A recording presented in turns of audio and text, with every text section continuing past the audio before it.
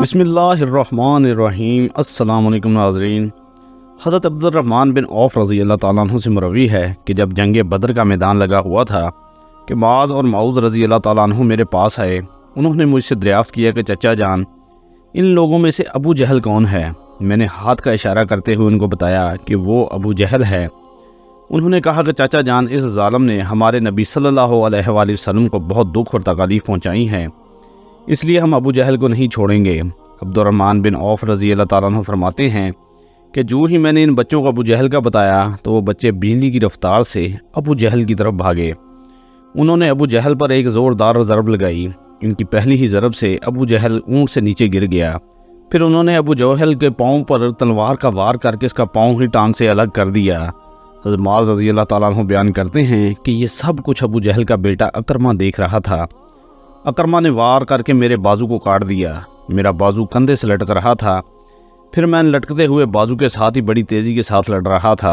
جب بازو نے مجھے زیادہ ہی تنگ کرنا شروع کیا تو میں نے بازو کو اپنے پاؤں کے نیچے رکھا اور زور لگا کر بازو کو اپنے تن سے جدا کر دیا۔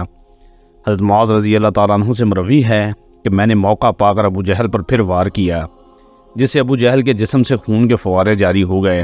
ابو جہل کو موت کے گھاٹ اتار کر یہ دونوں بچے رسول صلی اللہ علیہ وآلہ وسلم کے پاس جا کر عرض کرنے لگے، یا رسول اللہ، ہم ظالم ابو جہل کو قتل کر آئے ہیں۔ تبری میں بیان کیا گیا ہے کہ ابو جہل ابھی قتل نہیں ہوا تھا، بلکہ وہ درد سے چلا رہا تھا، تڑپ تڑپ کر درد سے چلاتے ہوئے موت کا انتظار کر رہا تھا۔ جب جنگ بدر ختم ہوئی تو رسول صلی اللہ علیہ وآلہ وسلم نے تمام صحابہ کرام کو حکم جاری کیا کہ ابو جہل کو تلاش کیا جائے۔ سب صحابہ کرام ابو جہل کی تلاش میں مگن ہو گئے۔ حضرت عبداللہ بن مسعود رضی اللہ تعالیٰ عنہ بھی ان میں شامل تھے۔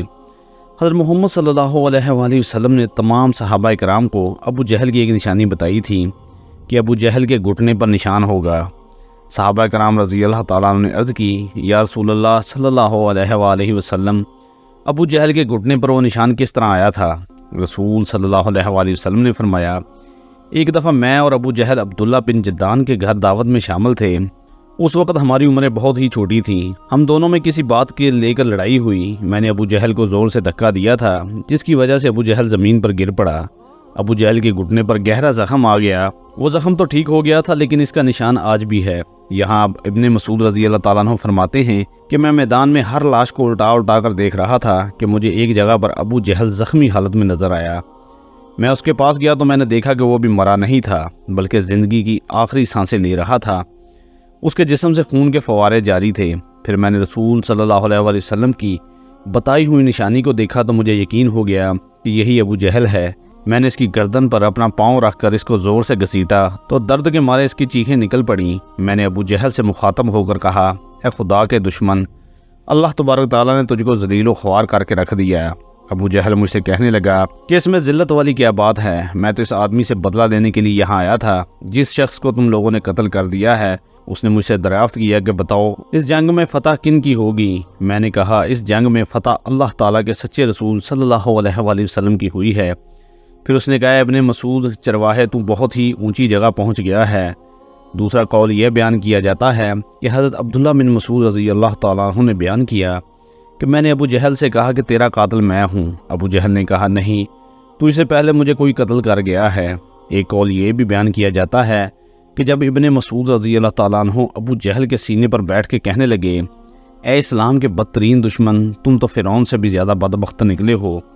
فرعون نے بھی مرتے وقت اپنی غلطیوں کو مان لیا تھا کہ میں غلط تھا، لیکن تم تو مرتے ہوئے اسلام کے خلاف بکواس کر رہے ہو۔ یہ سن کر ابو جہل نے جواب دیا کہ اپنے آقا محمد صلی اللہ علیہ وآلہ وسلم کو جا کر میرا یہ پیغام دے دینا کہ ابو جہل تو اس دنیا سے چلا گیا ہے، لیکن وہ یہ پیغام دے کے گیا ہے کہ حضرت محمد صلی اللہ علیہ وآلہ وسلم کا سب سے بڑا دشمن میں ہوں۔ ابو جہل کی زبان سے یہ سن کر میں نے ابو جہل کی تلوار پکڑی اور اسی سے ابو جہل کے جسم سے اس کا سر جدا کر کے رکھ دیا۔ فرماتے ہیں کہ میں نے جسم سے سر کو جدا کر کے نبی کریم صلی اللہ علیہ وآلہ وسلم کے پاس لے گیا۔ میں آقا دو جہان صلی اللہ علیہ وآلہ وسلم کی بارگاہ میں ابو جہل کا سر پیش کرتے ہوئے عرض کی، یا رسول اللہ صلی اللہ علیہ وآلہ وسلم، یہ لو ابو جہل کا سر۔ رسول صلی اللہ علیہ وآلہ وسلم نے فرمایا کہ قسم ہے اس ذات کی جس کے قبضے میں میری جان ہے، بے شک یہی ابو جہل کا سر ہے۔ پھر آپ صلی اللہ علیہ وآلہ وسلم نے ابو جہل کے سر کے پاس کھڑے ہو کر فرمانے لگے کہ کافر ابو جہل اس امت کا سب سے خطرناک اور ظالم فرعون ہے۔ ہر امت میں ایک فرعون ہوتا ہے، جبکہ میری امت کا فرعون ابو جہل تھا۔ اللہ تعالیٰ کا لاکھ لاکھ شکر ہے کہ یہ بدبخت ہلاک ہو گیا۔ روایت میں اس طرح بھی بیان کیا گیا ہے کہ رسول صلی اللہ علیہ وآلہ وسلم شکرانے کے نفل ادا کیے گئے۔ رسول صلی اللہ علیہ وآلہ وسلم کے فرمانے پر ابو جہل کی لاش سر اور قریش کے 24 سرداروں کو ایک کنویں میں پھینک دیا گیا۔ اس کے بعد رسول صلی اللہ علیہ وآلہ وسلم 3 دن میدان بدر میں رہے اور جاتے ہوئے اس کنویں پر بھی گئے جہاں کفار مکہ کی لاشیں پھینکی گئی تھیں۔ آقا صلی اللہ علیہ وآلہ وسلم کنویں پر کھڑے ہو کر قتل ہونے والوں کو یہ فرمایا، اے کنویں میں پھینکی گئی لاشوں، کیا تم نے اللہ تعالیٰ کے وعدے کو پورے ہوتا پا لیا ہے؟ اللہ کا وعدہ سچ ثابت ہو گیا۔ حضرت انس رضی اللہ تعالیٰ عنہ سے مروی ہے کہ رسول صلی اللہ علیہ وآلہ وسلم نے آدھی رات کے وقت یہ ان تمام لاشوں کے نام لے کر فرمایا، اے ابو جہل بن ہشام، اے عتبہ بن ربیعہ۔ اس طرح نبی کریم صلی اللہ علیہ وآلہ وسلم نے سب کنویں میں پھینکی گئی لاشوں کے نام لیتے ہوئے فرمایا، کیا تم نے رب کائنات کا وعدہ پورا ہوتے ہوئے دیکھ لیا ہے؟ کیا تم نے اپنے خداؤں بتوں کا وعدہ سچ پایا؟ میرے خدا نے جو مجھ سے وعدہ کیا تھا وہ سچ ثابت ہو گیا۔ اس پر صحابہ نے پوچھا، یا رسول اللہ صلی اللہ علیہ وآلہ وسلم، آپ لاشوں سے باتیں کر رہے ہیں؟ تو حضور صلی اللہ علیہ وآلہ وسلم نے فرمایا کہ جو باتیں میں ان سے کر رہا ہوں تم ان لاشوں سے زیادہ نہیں سنتے، بس یہ لاشیں بول نہیں سکتی، سب کچھ سن رہی ہیں۔ امام طبری لکھتے ہیں کہ محمد بن اسحاق بیان کرتے ہیں کہ بعض علماء کرام نے یہ بات بیان کرتے ہوئے کہا ہے کہ تم لوگوں نے مجھ سے دشمنی کی، بلکہ دوسرے لوگوں نے مجھ سے دوستی کی۔ تم نے مجھ کو میرے ہی شہر سے نکال دیا، دوسرے لوگوں نے مجھ کو اپنے شہر میں پناہ دی۔ تم لوگ مجھے جھوٹا کہتے رہے، دوسروں نے مجھے سچا مانا اور آخری نبی کہا۔ تم لوگوں نے مجھ کو بے شمار تکالیفیں دیں، لیکن دوسرے لوگ میری تمام پریشانی میں شریک رہے۔ اس کے بعد رسول صلی اللہ علیہ وآلہ وسلم نے فرمایا کہ میں نے تو اپنے رب کائنات کے وعدے کو سچ پایا۔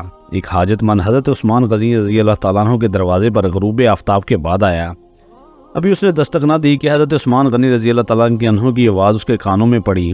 وہ اپنی اہلیہ سے شکایت کر رہے تھے کہ چراغ کی بتی موٹی ہے جو تیل زیادہ استعمال کرنے کا سبب بن رہی ہے۔ حاجت مند نے جو سنا تو سوچتا ہی رہ گیا کہ وہ ایسے شخص سے حاجت پوری کرنے کی کیا توقع کرے جو تیل کی معمول سے زیادہ خرچ کرنے پر اپنی بیوی کو سرزنش کر رہا ہے۔ اس نے ارادہ کیا کہ حاجت بیان کر کے دیکھوں، شاید میری کچھ امداد کر ہی دے۔ دستک سن کر حضرت عثمان غنی رضی اللہ تعالیٰ عنہ باہر آئے۔ حاجت مند نے اپنی حاجت بیان کی اور لہجے میں زیادہ زور دیتے ہوئے کہا کہ ضرورت کچھ زیادہ ہی ہے۔ حضرت عثمان غنی رضی اللہ تعالیٰ عنہ نے ایک شخص کا ہاتھ تھاما، بستی سے باہر لے گئے جہاں آپ کا سامان تجارت بڑی تعداد میں رکھا ہوا تھا۔ فرمایا، یہ سب تیری نظر ہے، کیا اس سے تمہاری ضرورت پوری ہو جائے گی؟ وہ شخص حیران حق بقا دیکھتا رہ گیا۔ چنانچہ اس نے عرض کی، حضرت یہ سب کچھ میری ضرورت سے زیادہ ہے۔ امیر المومنین نے فرمایا، مجھے خوشی ہے کہ یہ تمہاری ضرورت سے کم نہیں۔ اس شخص نے کہا، ہے حضرت ایک بات بتائیے، چراغ کی بتی قدر موٹی ہو جانے پر آپ اپنی زوجہ محترمہ کو سرزنش کر رہے تھے، حالانکہ چراغ اس قدر روشنی رکھنے میں شاید صرف 1 درہم کا تیل استعمال نہ ہوتا، وہ تو آپ کو گوارا نہ ہوا، اور جہاں ہزاروں کا سامان مجھے بلا تحمل دے رہے ہیں۔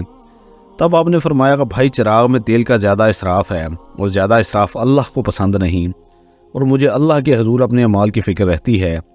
یہاں فکر اعمال لاحق ہے، اس لیے میں نے سرزنش کی۔ سامان تمہیں اللہ کی خوشنودی کے لیے صدقہ دیا، اس پر اجر کی امید ہے،